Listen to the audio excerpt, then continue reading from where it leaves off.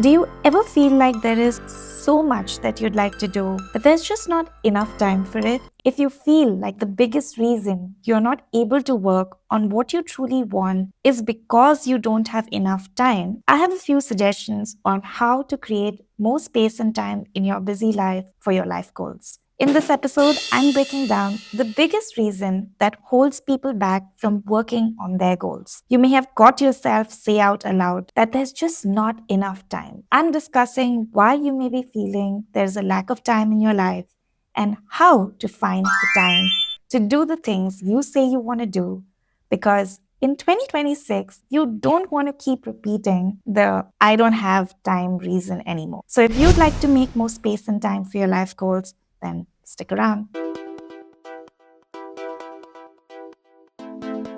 Hey, you, welcome back to another episode of the Actionables podcast. I appreciate you for tuning back in. In case you're new here, hi, my name is Peyton. I work as an NLP personal growth coach.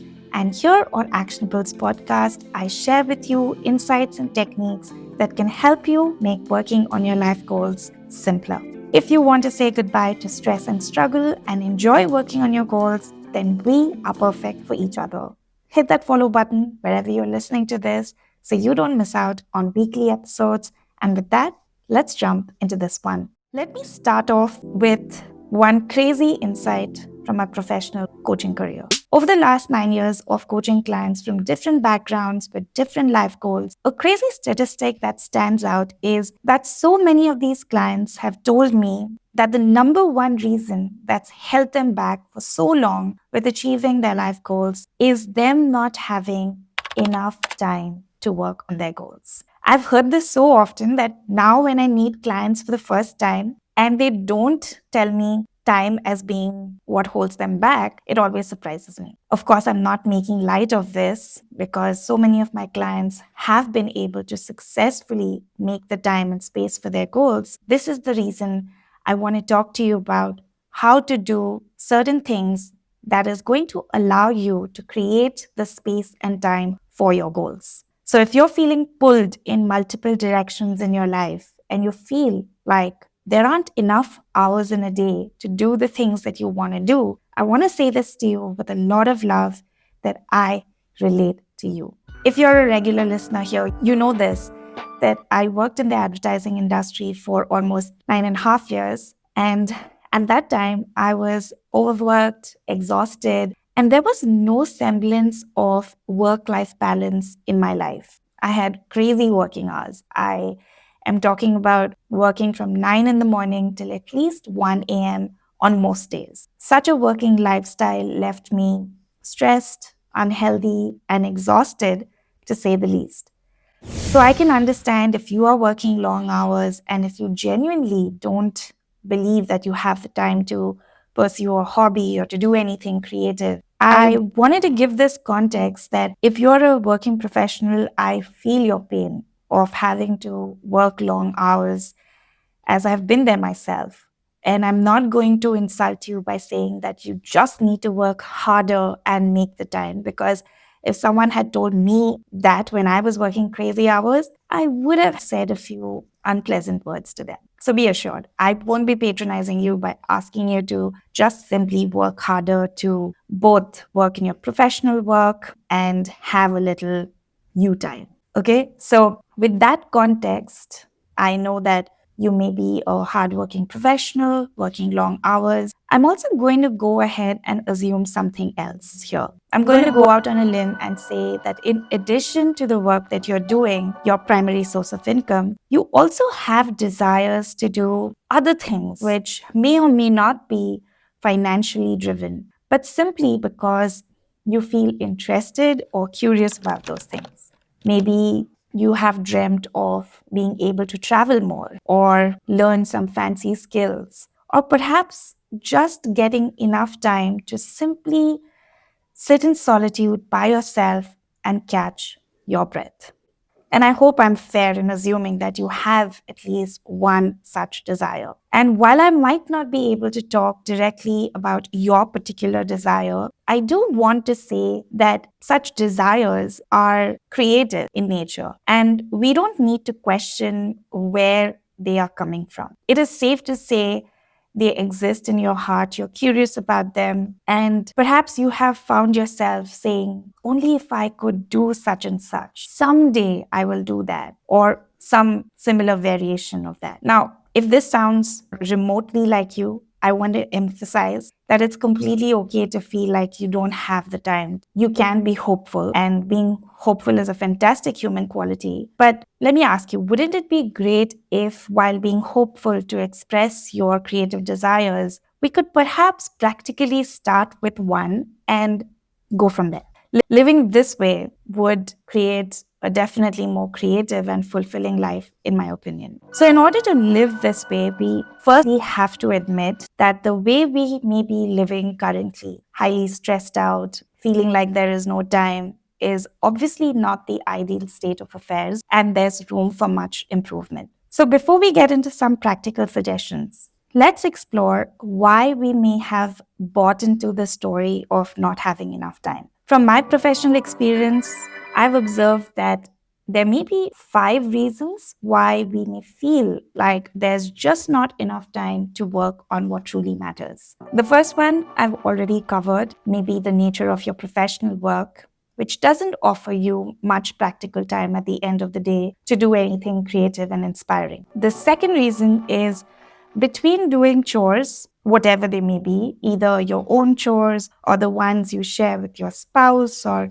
whomever you're living with, those activities that you do for your family, the obligatory stuff, maybe perhaps leaving you feeling like there's just not enough time left at the end of the day for yourself. Now, these 2 reasons absolutely make logical sense to me. How are you supposed to be creative and inspiring when the reality is there are just not enough hours in a day? I understand it can be a frustrating scenario. However, the next 3 reasons that I have found that go ahead and strengthen this not enough time issue is perhaps a little out of my logical reasoning. And I shall discuss them one by one. Reason number 3 is the time some people spend on, let's call them distractions, such as doom scrolling on social media, binge watching TV shows, movies, taking way too many breaks during work, talking with friends for hours discussing something completely meaningless. Now, of course, there's no judgment to these activities. It's just that if someone wants to hold the argument that they simply have no time during the day, and yet that same person finds 2 to 3 hours to do these activities or unwind after a long day at work, to binge watch their favorite TV show for the nth time, well, is it really then that they don't have the time, or are they choosing not to make the most of it? Which one is it? Reason number 4. Just like we spoke about distractions, I have observed the time, the effort, the passion some people will spend on talking about their fears, the risks that they don't take, all that time spent on wishing, but not taking concrete action and still maintaining that they don't have time is ironic. I have often wondered about if these people who claim that there's no time, they would take half that time to stop complaining about things and put them into concrete action, they would discover that they are able to find 20 to 30 minutes in their busy day to do something that is worthwhile for them, such as learn a new skill or even a hobby, or do something which they say they have been wanting to do. And finally, the 5th reason I have found most people keep repeating the not enough time reason is because they're simply too afraid to make the time. Think about this. What will happen if they indeed made the time, worked on their goals, and what if they failed? In order to avoid the future probability of failing, some people will keep telling themselves that they wish they had the time, but they simply don't have it, under the ruse that they don't want to make the time. Because what if they fail? Now, all these reasons I have personally observed in my clients, and I've found that when someone stops feeding into any of these and chooses to make the time intentionally, on purpose, they are miraculously able to make the time that they haven't had for years. So, next, I want to talk about my personal experience of how I rejected the same reason and the inspiration behind making more time and space for my creative desires. I've already shared that while working for 9.5 years, I couldn't simply find the time to do the things that I wanted.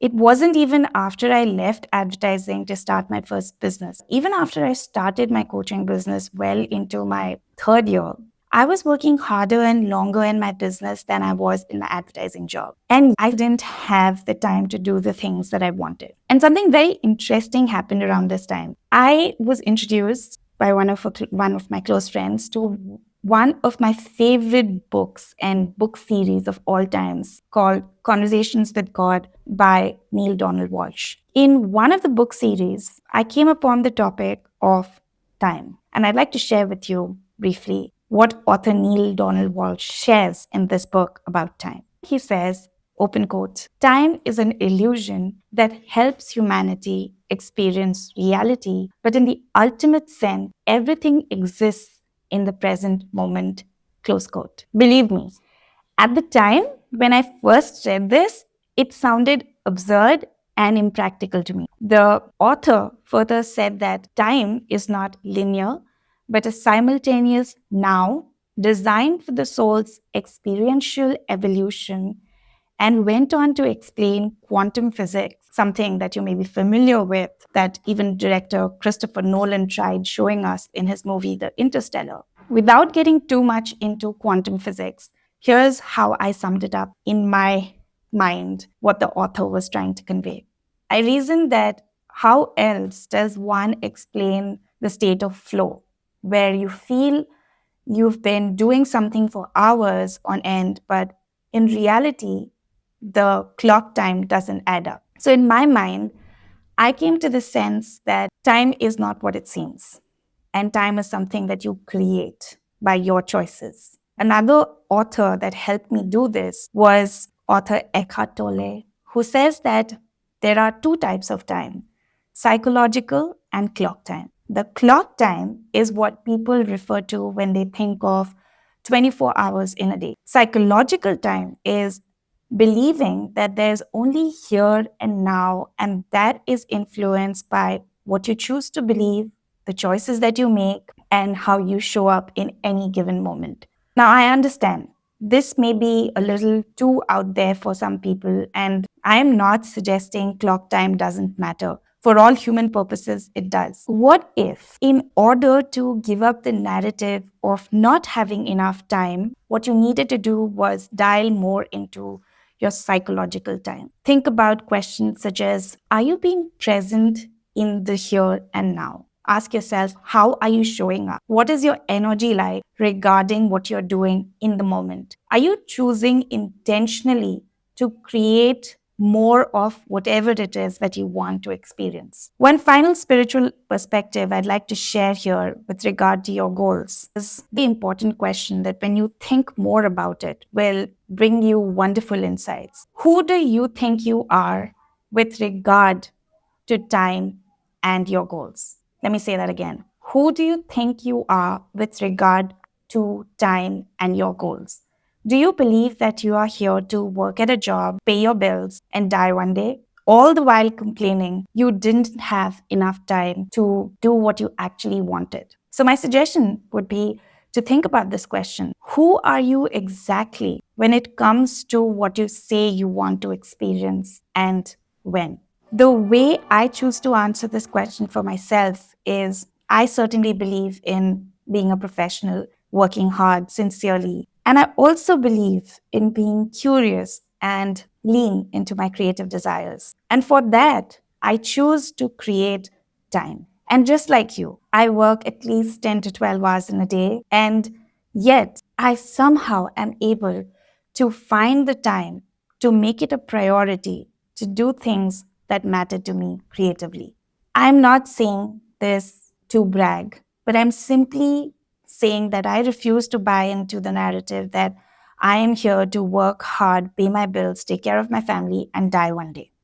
There is so much more to life than just your work, what you do for your primary income.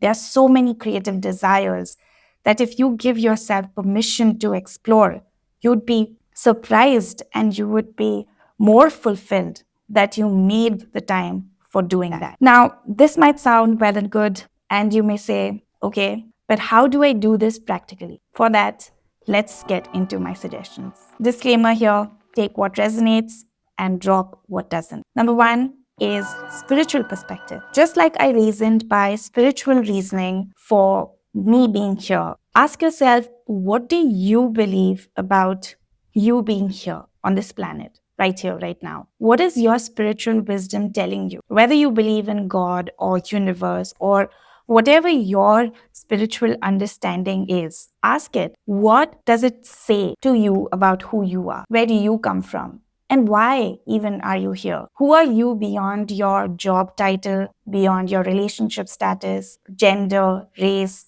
ethnicity, religion? Who are you at your core? I found that the more you ask such questions of yourself, the clearer you're going to become about your true identity, about what you're doing here, and ultimately about the nature of time. Second suggestion is practical exercise.